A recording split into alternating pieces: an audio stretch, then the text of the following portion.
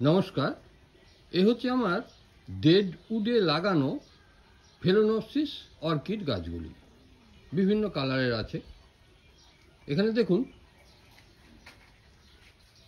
এইটা এই যে ঝুলছে, দেখে বুঝতে পারছেন এগুলো রুটগুলো কীভাবে আছে। এই গাছটা অবশ্য যদিও এখনো এখানে আছে।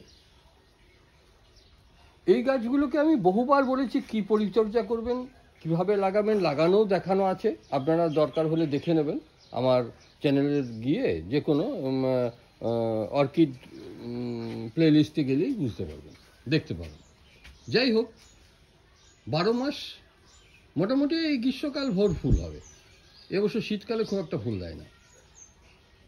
এইরকম ফুল দীর্ঘদিন বাঁচিয়ে রাখতে কি করবেন, প্রতিদিন দুপুরের দিকে প্রচণ্ড গরমের সময় একবার করে অবশ্যই প্লেন জল স্প্রে করুন। খাবার কি দেবেন?